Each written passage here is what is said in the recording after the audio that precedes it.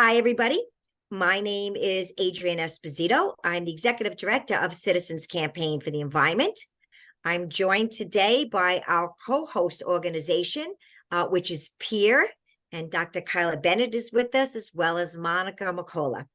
So we're going to start today on this very critical topic. Some of you may have been hearing a lot about artificial turf in the news for the last couple of weeks, and it's a growing concern for New York State, but also throughout America. And we are really delighted to have some experts with us today who are really going to provide us information that you may not have heard and you really want to know. So upon saying that, let me just start quickly. We're going to have a PowerPoint presentation.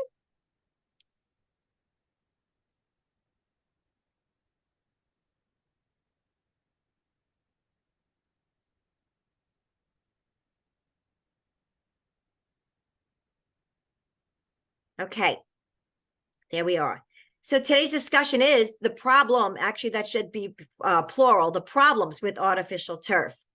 Just want to mention, one of the problems are for people like me who live on Long Island, and I see many of you on the program today do, but even if it's not Long Island and it's other places that drink from an aquifer system, that means that you get your drinking water from directly underneath the ground.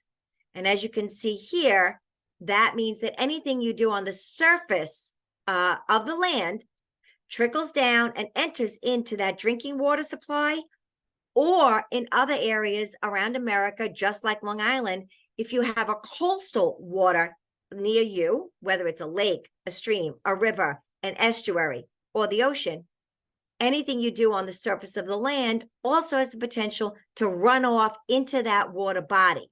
So if you're in Western New York, it's the Great Lakes. If you're on Long Island, it's Long Island Sound or the bays.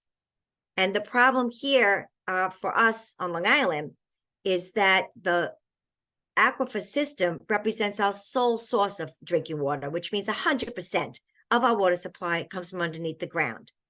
Next slide. So there are many causes of PFAS contamination, as you know. It's not just artificial turf, which we're going to get into, but we do recognize that there are multiple causes. So whether it's the firefighting foams, or whether it's, fireproof coatings on carpets or furniture, it used to be present in Teflon cookware that we all used to use. I remember growing up with it, and my mom used it and thought it was the greatest invention because the eggs didn't stick. But unfortunately, we didn't know then what we know now, which what did stick to the eggs was PFAS contamination, and also food packaging. So I think an important statistic is that New York State officials estimate that 23% of public drinking water supply wells all need treatment for PFAS, PFOA, and PFOS. So it's PFOA and PFAS, the two most common PFAS chemicals found. Just wanted to give you a little hint on Long Island. We have a number of Superfund sites. So some of them are airports because they had firefighting training grounds on them, obviously fire stations, and other large Superfund facilities like the Navy Grumman Plumes in Carrollton and also Bethpage. Next. This is what I really wanted to show to illustrate to everyone watching throughout the state of New York how prevalent PFAS can be in one area. And you can see here that these are the points where PFAS, the red, for instance, is where it's above 10 parts per trillion. That's the New York State drinking water standard. It's one of the strictest drinking water standards throughout the country. So we have several that are above the standard, but then we have those that are between what we call the 2 parts per trillion and the 10.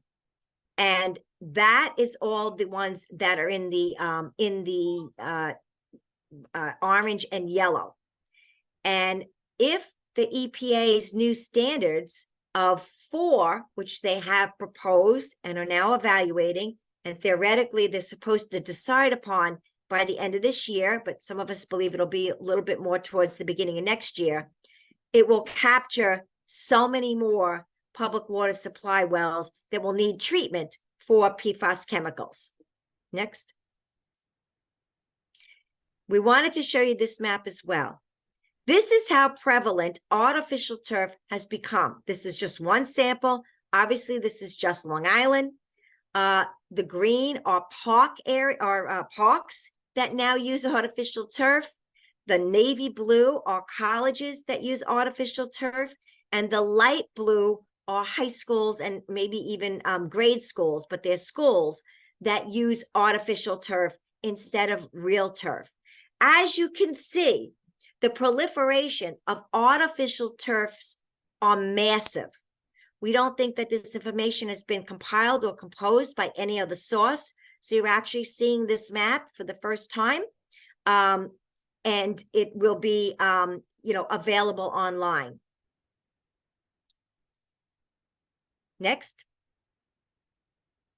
So our next speaker, and I'm very excited to have with us today. I have yet to hear him speak as well, so I'm very excited to introduce Matt Simon. Matt Simon is a very well-known and well-established science journalist, something we need more of, I believe, in America, and also an author who's written books. So Matt, please take it away. Thank you. I appreciate it. It's an absolute pleasure to be here to talk about something that is fairly prevalent in the book that I just published about a year ago. It's a book about microplastics. And you might notice that this could get a little heavy given the title of the book and given the scale of the problem that we're talking about here. So let's play this. I just want to be clear about what we're defining microplastics as. Particles smaller than 5 millimeters is how it's defined in science, and that is about the width of a pencil eraser. So when we are considering artificial turf, we all know the greenness that is made out of plastic, obviously. But what is all this black stuff here? This is a ground up rubber from car tires. So car tires are now classified as plastic. So it's synthetic rubber. We can't grow enough rubber trees to make tires out of pure rubber anymore. So to give these artificial turfs kind of that sponginess, that bounciness, they add mountains of this ground up car tire. And these are just a couple of images I found. I saw a bunch more in the research for my book of this stuff flowing like this black goo into watersheds, into rivers. You can see it accumulating here in addition to the little bits of green grass going down that drain. So it's important to keep in mind that what we see as the greenness of an artificial turf is really just the surface. Down below that is this really, really nasty kind of microplastic in the environment.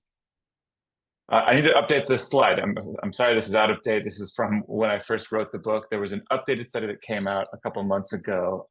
This first study found 10,500 different chemicals used in plastics. That has been updated now to 13,000.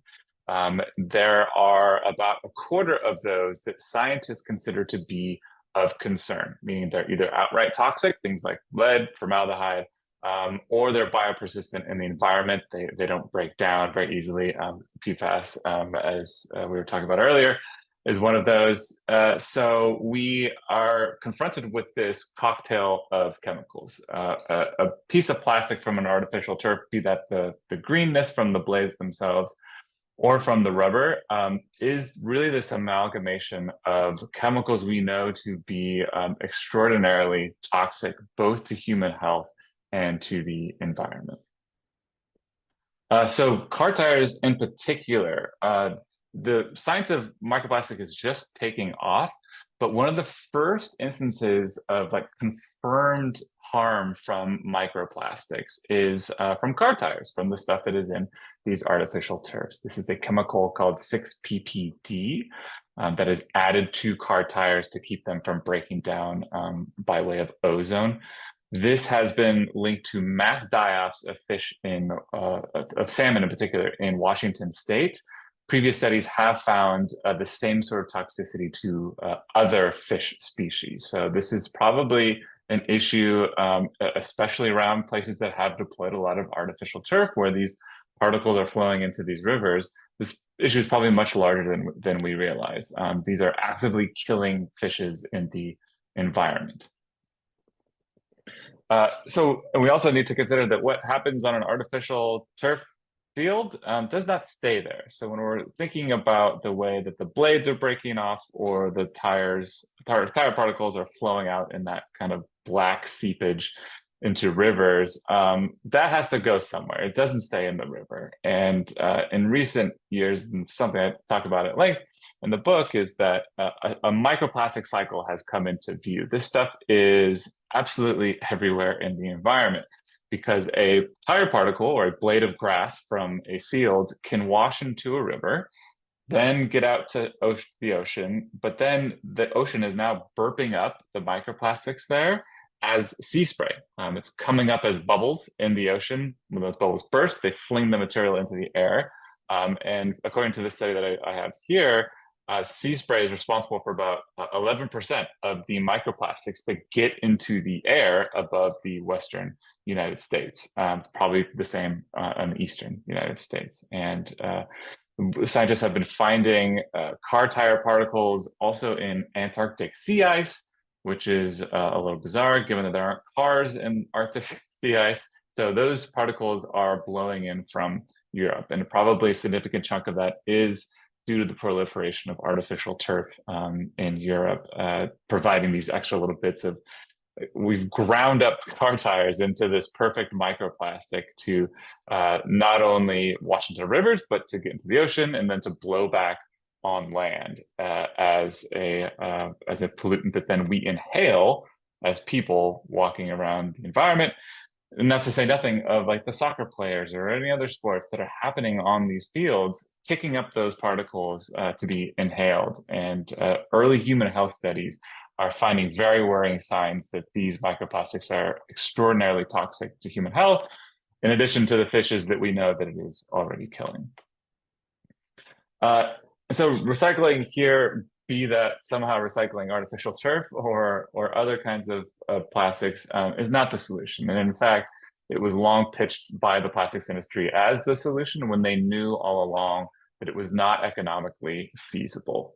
So I wrote this story back in May about a study that found that when we do recycle things, it actually spews more microplastics into the environment by way of wastewater. So it's this really hard problem that we cannot fix. I'm going to try to end on an optimistic note as best as I can, given the gravity of the situation. But the only way that we can get past this is no artificial turf, but also much less plastic in general. And that is the hope of the UN treaty that's under negotiations right now, putting some sort of cap on plastic. But yes, we cannot let the plastics industry keep pushing this material on us in sneaky ways for things like artificial turf. But clothing is not made out of a lot of plastic. We have to put our foot down. And I think there's actually support growing, thanks to groups like yours, for pushback against the plastics industry that has long bamboozled us into thinking this is a sustainable material, when really it is anything but. And then I'll just close by saying that if, I know I don't have much time here, if anybody has additional questions, please do reach out. If you're not able to jot down this email address, just Google me. I will pop up and I will be happy to answer any additional questions you have by email. I hope that wasn't too heavy. Apologies if it was. Thank you, Matt. Now I am sufficiently depressed. As someone who lives by the ocean, I had not heard ever before that oceans can contribute up to 11% of microplastics in the environment. That was actually news to me. But thank you so much for sharing your knowledge. Certainly. And depressing us. Okay, our next speaker is a fabulous speaker. Dr. Kyla Bennett is the science advisor for PEER. She also is a walking encyclopedia on the issue of PFAS contamination and is reputed as that throughout America. So Dr. Kyla Bennett, we're thrilled that you're with us today. Thank you so much for that lovely introduction. So I just wanted to talk about some of the myths of artificial turf, but particularly I want to talk about PFAS and artificial turf. But before we start, I just want to make sure that we're all on the same page as to what artificial turf is. as I give these talks and talk to people around the country, I realize that a lot of people don't realize the difference between the blades and the infill. So that's why I have this little graphic up here. There's usually 4 basic parts to artificial turf. There's an underlying shock pad, which is fairly new. Back in the 60s, when AstroTurf was first developed, they didn't have that shock pad. Then there's a plastic backing into which those green blades, which is otherwise known as the carpet, are sewn. And then there's an infill, which is represented here in this graphic by this brown substance.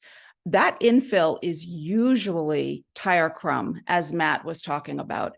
And what the purpose of that infill is to hold those grass blades upright and provide cushioning for athletes. In fact, I'm not sure if you all saw Taylor Swift's new boyfriend sprain his ankle on artificial turf just the other day. I heard 2 NFL players discussing that particular field, and they said they put so much infill in it that they kind of bounce and they can't get good traction. So the infill ingredients are very different now. Some people still use crumb rubber and others use other infills. So is it just the crumb rubber infill that's dangerous? For decades, environmentalists were focused on crumb rubber infill. Indeed, Pierre got involved in the artificial turf problem back in the early 2000s when we were contacted by a coach from the University of Washington who kept seeing her soccer goalies get cancer. And because crumb rubber contained so many chemicals, we all thought, oh, that's got to be the issue. And indeed, crumb rubber is dangerous. In 2019, EPA, the ATSDR, and CDC released part 1 of a federal research program, and they found a range of metals, semi-volatile organic compounds, volatile organic compounds, and bacteria in and on the tire crumb infill material. Now, this FRAP only looked at the crumb rubber. They did not look at the actual blades of the artificial turf. But just in the crumb rubber, they found 355 chemicals in total, 96 of which were found at IARC, the International Agency for Research on Cancer. So 96 of them were potentially carcinogenic to humans. And that's what our athletes and our children are playing on. And as Matt noted, numerous studies have shown that the chemicals in crumb rubber are highly toxic to fish. Humans are animals. If it's toxic to fish, it's going to be toxic to humans, most likely. So because of all of this fairly recent research into how bad crumb rubber is, industry is moving away from crumb rubber towards what they call organic and other infills. And when they say organic, they do not mean like when you go to the grocery store and buy an organic fruit or vegetable. They just mean that it was once a living thing. So they're talking about walnut shells, coconut husks, engineered wood, but they're also using things like ground up sneakers, silica sand, and things like that. But that doesn't help the problem. I mean, crumb rubber is bad. We know that. Great that they're moving away. But I always like to say they can use organic tapioca and we'd still have a problem. And the reason that we would still have a problem is that the blades and the backing are contaminated with PFAS. So in 2019, Pierre, together with a researcher from the Ecology Center in Ann Arbor, Michigan, Jeff Gearhart, discovered that artificial turf contains per- and polyfluoroalkyl substances, or PFAS. And for those of you who are not familiar with PFAS, it's a very large class of thousands of chemicals. EPA claims there are about 14,000 of them. They're nicknamed forever chemicals because they're incredibly persistent. They're almost impossible to destroy because they have this very, very strong carbon-fluorine bond, which is one of the strongest bonds known in organic chemistry. Many of them bioaccumulate, and all of those PFAS that we have studied are toxic. PFAS were discovered accidentally in 1938 by DuPont scientists. They were also commissioned to be developed even further during the Manhattan Project. If you've seen Oppenheimer, you may realize that. But PFAS are ubiquitous. They are now used as a convenient chemical. They're in our carpets. They're in carpet cleaning products. They're in food packaging like microwave popcorn bags and takeout containers. They're in our upholstered furniture, in our cosmetics, in our outdoor gear like backpacks and sailing rigs and tents. They're in our waterproof clothing. They're in adhesives and sealants that you use for construction in your home. They're in aftermarket protective coatings, like making your shoes or your clothes waterproof. As Adrian mentioned, nonstick cookware. They're even in car seats and firefighting foam. And PFAS in firefighting foam is starting to be banned. Why do we care? Well, we care because PFAS is very, very dangerous. They give you an increased risk of diabetes. They interfere, they're endocrine disrupting compounds. They can decrease a woman's chances of getting pregnant. They can reduce fetal growth, increase blood pressure, increase cholesterol levels. They are positively linked to a certain number of cancers like kidney cancer, testicular cancer, increasing evidence that they might be involved in even brain cancer. They alter your metabolism, reduce your immune system, and make vaccines not work well on you. They also increase risk of childhood obesity. So when you hear people say, oh, we need artificial turf because kids have to exercise, otherwise they're going to get fat. Well, guess what? They're going to get fat playing on artificial turf fields because of the PFAS. So how toxic are they? Currently, states regulate PFAS in parts per trillion. And note that I said states, and that's because EPA does not yet regulate them. EPA is very, very slow coming into this game. But states are trying to fill that regulatory void. New York is one of them, again, as Adrian mentioned, that have stepped up to the plate, no pun intended, and tried to regulate PFAS. So how to grasp the concept of a part per trillion, because that's a tiny, tiny amount. It's 1 penny of $10 billion, 1 ounce in over 31 million tons, 1 second in 317 centuries, or 1 droplet of water. It's actually 1 droplet of water in 20 Olympic-sized swimming pools. I have to fix that.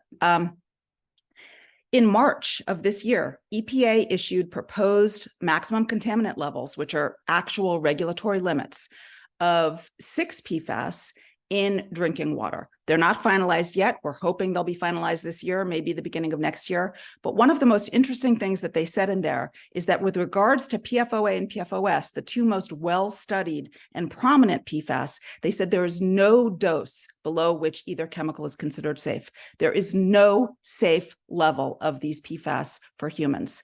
Their proposal also includes regulating 4 other PFAS in drinking water.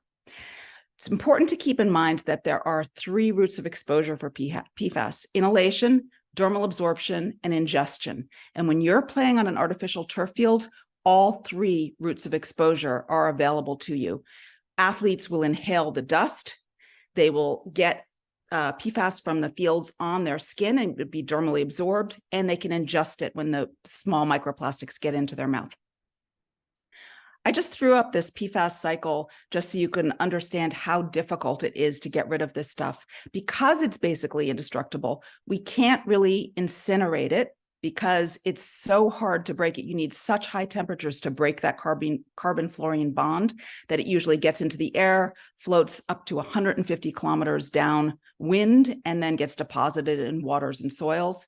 If you put it in a landfill, the landfill leachate, otherwise known as garbage juice, will be chock full of PFAS. And if you bring that to a wastewater treatment plant, the wastewater treatment plants are unable to treat the PFAS. And indeed, scientists are finding that the amount of PFAS in the influent, the stuff going into a wastewater treatment plant, is actually lower than the stuff coming out, the effluent. And that's because PFAS chemistry is complex and they can recombine, and the treatment in wastewater treatment plants actually creates more PFAS. So how much PFAS is there in each artificial turf field? We do know that studies show between 0.7 and 38 pounds of fluorine, not PFAS, but fluorine in each artificial turf field. So not all fluorine is from PFAS, but much of it is. On Long Island, there are an estimated 200 plus outdoor artificial turf fields. That means between 140 pounds and 7,600 pounds of fluorine, which can leach off the fields. That's a horrifying number to me. We do know that PFAS leaches off these fields into water. Dr. Graham Peasley of Notre Dame University has tested dozens of samples of artificial turf. He's found PFAS in every single one. Some of those PFAS are unknown. We don't know what individual species they are. We don't even have the chemical formula. That work will be published hopefully this winter. Real-world examples also show that water around artificial turf quickly becomes contaminated, And artificial turf is impervious surface, according to EPA, which means that as climate change increases and we get these torrential rain bombs, the rain is going to hit the artificial turf, and rather than gently go into the ground, it's going to wash off into the nearest riverway or soil. In Martha's Vineyard, a study shows that 12 parts per trillion of just 6 PFAS will leach off a brand new field, and that will become higher as the field ages because of UV light and acid rain. In Woodbridge, Connecticut, 2 months after artificial turf system was installed, PFAS levels rose dramatically in adjacent waters. So this is real. PFAS will leach off into water. Why is this important? Because it is giving us huge potential liability issues. EPA is finalizing these regulatory limits on these PFAS. States are making more and more stringent maximum contaminant limits, and there are class action suits for contaminated water everywhere. So what's the answer here? If you're a municipality, you must require PFAS-free materials that from independent testing, not the testing of the manufacturers, because they're very tricky. And what they do is they give very high detection limits. So they give you a report that says, look, no PFAS, but they're measuring in parts per billion. And remember, there is no safe level of some of these PFAS, and PFOS is one of these PFAS that we are consistently finding in turf fields. So you must require PFAS-free materials. Spoiler alert, not possible. California had a bill to ban PFAS in artificial turf by January 1st of 2025. And the Synthetic Turf Council testified and said, you can't do that. We can't possibly find an alternative to PFAS by then. So they are now admitting that there is PFAS in artificial turf. So in conclusion, artificial turf, particularly on a place like Long Island, where you're on a sole source aquifer, you're on an island, very, very bad. It should not be done. It's acres of plastic that are leaching toxic chemicals, microplastics, which Liam is going to talk about next. They cannot be recycled. They will tell you that they can, but there are no recycling facilities in the US. The injury rates are higher than natural grass, and it does emit carbon dioxide and methane. So these acres of plastic are just a really bad idea from an environmental standpoint, from a health standpoint, and from a climate change perspective. Thank you so much. Thank you, Dr. Bennett. Very informative as always. Appreciate it. And our last speaker and our final speaker to totally depress you. No, I'm just kidding. And also, I just want to remind folks, we do have a time for questions and answers at the end. So please put your questions in the chat. Our last speaker is Liam Dehan, who is a PhD candidate in marine science, specializing in microplastics. So Liam, we're thrilled to have you with us. Thank you so much for participating. Thank you very much. I'm going to share my screen for a second.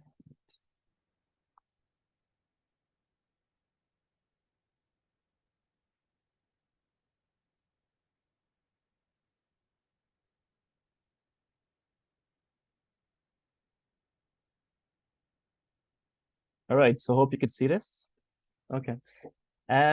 So thank you very much for inviting me to this webinar. I'm really thrilled also to be here. It's a really hot topic. So I'm Liam. I'm currently studying marine pollution in the ocean, basically. And I'm going to talk about artificial turfs. And I'm going to try to answer this question, which is, are artificial turfs an important source of plastics in aquatic systems? And I'm going to do a spoiler, and the short answer is yes, but there are a few buts. So first of all, I'll go through what also Kyle already said, but artificial turfs are basically a composite material of different plastic and non-plastic elements. As Kyle already said, you've got the turf fibers, which are mimicking natural grass, and these are made of usually polyethylene or polypropylene. We got different layers below that, including the granular infill, which is usually used in sport surfaces. We also got a backing, a shock layer, and a substrate, among other types of variations of these materials. So I'm saying this basically because I just want to point out that the whole artificial turf is made out of mostly plastic, and environmental leaching of plastic can occur at every out of every material that makes up artificial turfs, not only from the infill, not only from the grass fibers, but also from the backing layers of artificial turf. And also what's important is to notice that these elements or these components are made of different materials. So that means that they have different compositions, they can have different densities. That also influences their environmental fate in the ocean. Low density polymers will float, other ones will go to the deep sea and be there like for a really long time. And we also have different shapes of fibers, shapes of infill, and so on. So I just wanted to clear that out first of all. So I'm just gonna go to the information we have nowadays about the inputs of artificial turfs, and especially fibers, which I'm going to talk about mostly in this presentation. So yeah, let's go back for a sec. Artificial turf, we've got most of the information about, which is still limited, about the infill, the granulated infill Kyla was on about. But we don't really have much information about how much of the turf fibers is released from the turf surfaces to the environment. There are some studies that have quantified or tried to estimate the amount of turfs entering the environment. Some studies would say that artificial turf represents one of the top 5 primary sources of plastics in the environment, but there is a really high uncertainty because of limited data. On your right here, you will see like different primary sources of plastics. You will see synthetic fibers from clothing is a bit higher, with the inputs are a bit higher there, also from tire dust, but there's really high uncertainty. We got some studies which are telling us how much of how much of the infill and the fibers is entering the environment per pitch, for instance. So there's a study from Denmark. I estimated that between 1.5 and 2.5 tons of infill and 0.5 and between 0.5 and 0.9 tons of fibers can be released from each pitch every year. But how much of this is actually released into the environment, we don't really know, and how much is released or how much reaches aquatic systems, we also don't really know. So also most of the information we have is based on sports fields, but as we know, artificial turfs are used in a wide range of applications. Decoration, we can find them in private and public lawns, we can find them in public venues and so on. From sports fields, we have some data. Some studies would say between 0.5 and 0.8 of the fibers are lost each year.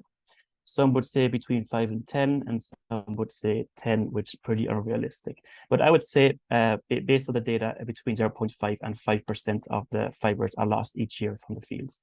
And other studies would say between 0.1 and 6 of the fibers will be reaching surface waters.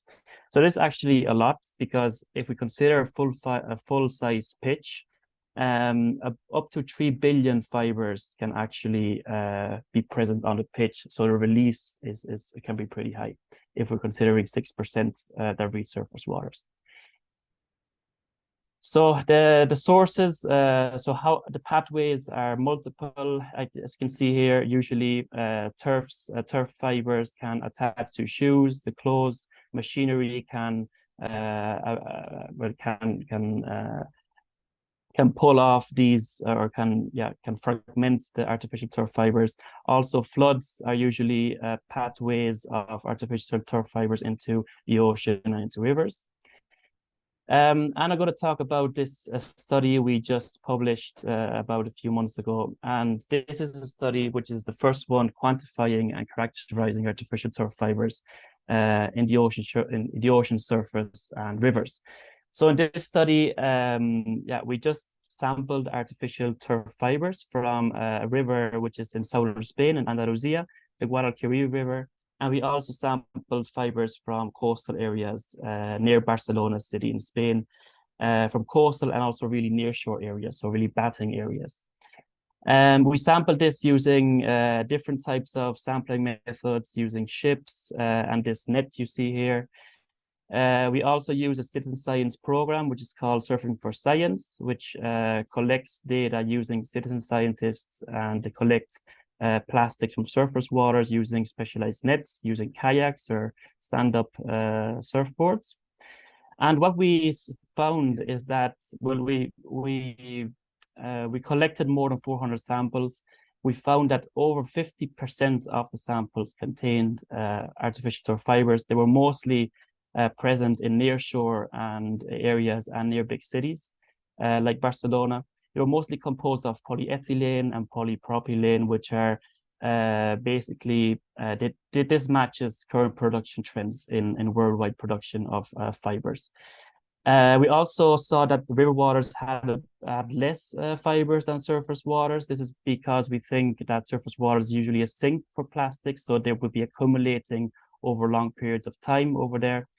And the maximum river flux of fibers was up to about 1.1 million fibers a year. And this is actually really a lot for one single river. Just imagine all the rivers that haven't been sampled. And concentrations can be up to 213,000 fibers per square kilometer. Putting this into context, into the plastic pollution problem, these are really high numbers for only fibers. Because, for instance, 213 fibers per square kilometer, this is like the average concentrations you would find in the Mediterranean Sea are actually, they're about 500,000 fibers per square kilometer,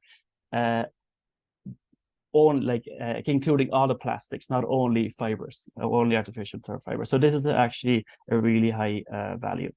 And finally, we also saw that there's a correlation with rainfall, and this is pretty expected because rainfall usually transports turfs to the rivers and to the ocean. Finally, so artificial turfs, among all the plastics, we found that they were like up to 15% of the plastics larger than 5 millimeters in length were artificial turfs. And this is actually a lot because artificial turfs, they eventually break down into smaller pieces into microplastics and nanoplastics. So over the time, we will have more and more turfs, fibers or fragments in the ocean. So the question is, why haven't studies still haven't identify turfs in the ocean? So one reason would be that they could be confused by fishing lines or filaments, which are pretty similar. They also textile fibers or microfibers, which are also pretty similar, or also natural filaments of grass, for instance. Maybe scientists would confuse them for these types of plastics. So the final thing is, well, we know a bit about how many turfs there are in coastal waters and in rivers, but we don't actually know the total loads of turf that are entering the aquatic environment. We also don't know how many turfs are on beaches. We also don't know how many turfs are floating in the open waters, in the water column, in the deep sea. How many turfs have been ingested by different organisms? What are the impacts of artificial turfs? So if we think about the colors, they're usually green. What organisms, would it be some selectivity in ingesting these types of turfs by different organisms? And also we don't know, as the first presentation, how many turfs, or how many, what are the loads of urban dust that are released by turfs in the atmosphere. So we also know that. And finally, obviously in terrestrial environments. So finally, I just want to finish this with two applications we made. These are two apps. You can find them online in these links. And if you want to know a bit more about artificial turfs, you can go to the left one. You will see some big database on different types and shapes and everything about turfs. You'll see the concentrations we found and the properties. And on your right-hand side, you'll find the Surface Turf for Science project, which is this one we use to collect all the samples from for the turf project. So hopefully it wasn't that long. Thank you very much. And any questions, you'll have my email on the first slide. So well, thank you. Thank you. Thank you so much, Liam. We appreciate you sharing all that great information and your research with us. There is really some terrific discussion going on in the chat. It's rapid fire. Before we start our questions and answer session, I just want to bring in Monica Mercurial from Peer. Monica, we've heard a lot about the problems, but can you just spend 1 minute on the solutions? Where do we go from here with this massive and growing problem? Hi, yes, thank you. So hi, everyone. My name is Monica Mercola. I'm the staff counsel at Public Employees for Environmental Responsibility, or PEER. And that's a really, really difficult question, Adrian. Obviously, despite all these known harms to the environment, to our health, artificial turf fields continue to be installed. And this is particularly concerning for residents in Long Island and New York, where contaminated runoff from the increasing number of artificial turf fields threatens drinking water and aquatic life. And essentially, the exciting thing, at least that's happened in New York, is that beginning in January 2026, carpet sales will be prohibited unless the producer of such carpet is participating in an approved industry-wide plan for carpet recycling, or has established its own program for carpet collection. And artificial turf is expressly included in the definition of carpet. Now, that while that is very exciting, first off, that's not going to happen until 2026. So there is a transition period. And then it's exciting because it's possible that this will limit artificial turf fields, but it's unclear if it will do it in all circumstances. And so we have yet to see exactly how this will work out and play out in New York. These carpet collection programs, New York is, just to let everyone know, the second state in the nation to create this type of extender producer liability law with regard to carpets. California is the other state who has done this, and that law was enacted in, I believe, 2010. Okay, thank you very much. Okay, so there's a bunch of questions in chat in the chat section. But I just want to address, people are talking a lot about the NFL and about the professional playing fields. And Kyle, I thought you could just mention, as far as I know, they have taken a position that this is a problem, but they continue to use it. Can you explain this to us? I can't. I mean, so the players union is very upset and they want to get rid of artificial turf and go back to natural grass. But the NFL does not want to do it. And it's going to be a fight. And it's kind of funny because after Taylor Swift's new boyfriend got injured, somebody tweeted kind of tongue in cheek, well, the Swifties, she'll have this stuff banned by tomorrow. And sure enough, there's now this much bigger push just over the past 48 hours to get this stuff banned out of the NFL. And I think that where the NFL goes, so will go the rest of the nation, because, you know, one of the arguments that the landscape architects and the consultants use at the municipal level is, well, your kid cannot be the next Tom Brady unless you play on artificial turf, because that's the only competitive surface out there. So if the NFL starts saying, we don't like this stuff, then that argument kind of falls apart. And I don't know, we don't even know why. Is it money? Are there kickbacks? We don't know. We don't know why towns are falling for the smoke and the mirrors. I truly thought that once we discovered PFAS and artificial turf, it would be the final nail in the coffin. I'm just shocked that these municipalities say, you know, they come back at us and say, oh, well, you know, there's PFAS in everything. So what does it matter if we add a little more? Well, it does matter. So I don't know why the NFL is doing what they're doing.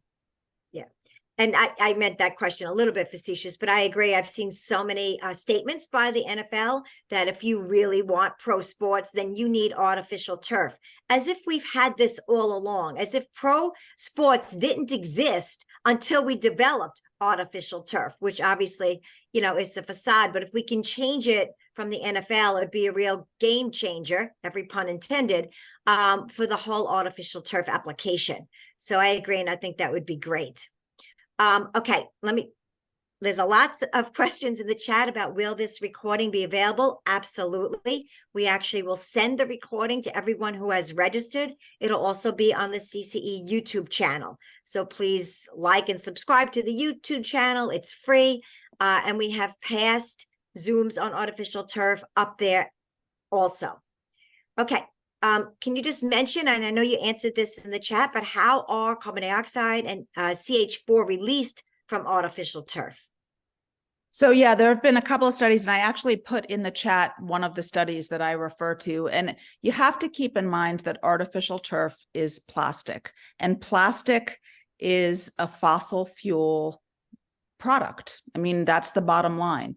And when these plastics are exposed to the heat associated with UV light, they will actually emit methane as they break down methane and carbon dioxide. And if you think about it, a natural grass field, which is the only solution here, and I don't understand what's wrong with natural grass field will actually absorb carbon dioxide and emit oxygen like most plants do. Artificial turf does exactly the opposite. It emits carbon dioxide and methane. And so, you know, I'm just going to answer a question that you did not ask, but I want to say this because it's important, that one of the arguments against natural grass is that they flood, there's not enough playing time. Most municipal DPWs don't know how to do grass right.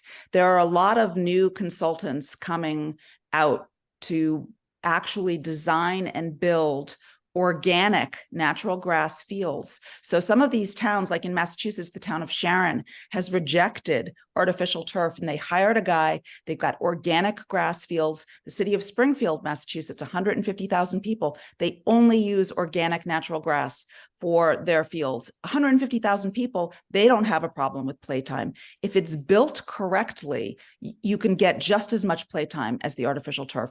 And given climate change with all of the heat, because artificial turf can get 80 degrees hotter than natural grass.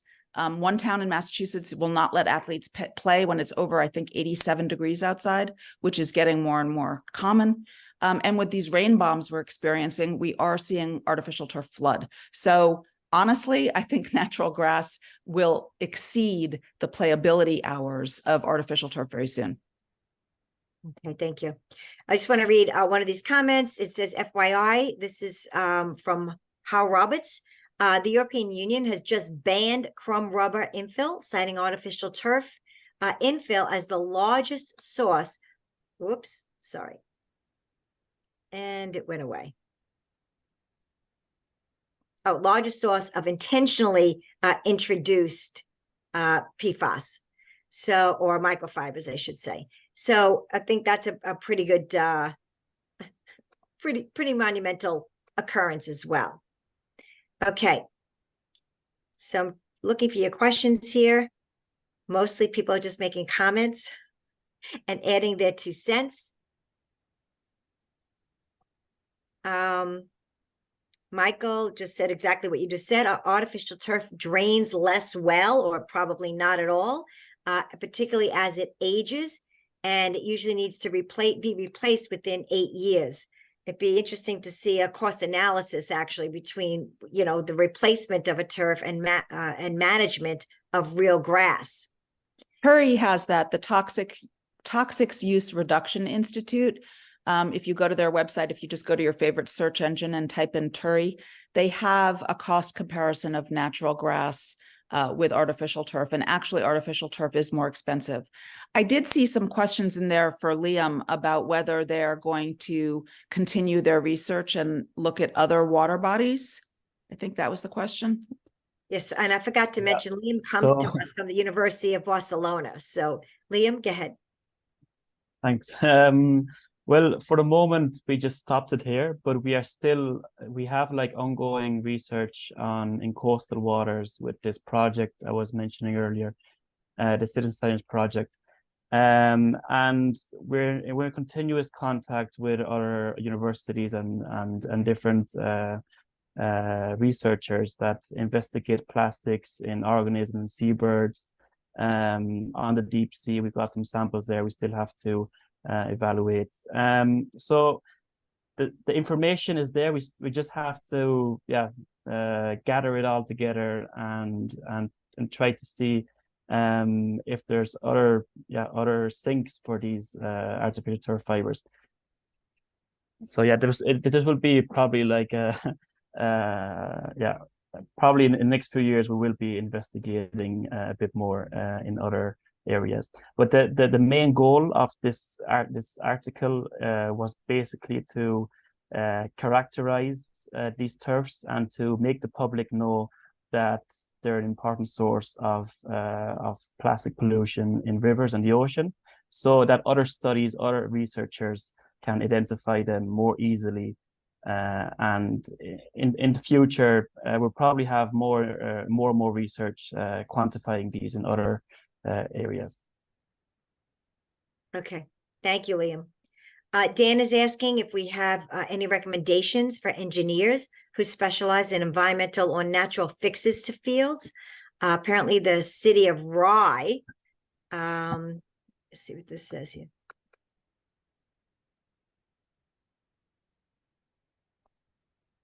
I think Looking for an engineer. I think Diana Conway just put something in the chat. There are a number of them, and I can, if anyone wants to email me afterwards, I can give you a couple of people that I know, at least in the New England area. But there are people all over.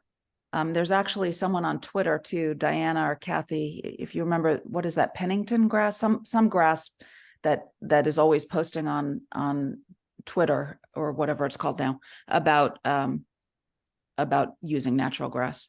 And also the recycling issue is huge, because that is the next industry playbook. They keep telling us that the consultants will tell us that this stuff can be recycled and it's environmentally responsible. There are no US recycling facilities of artificial turf. They do not exist.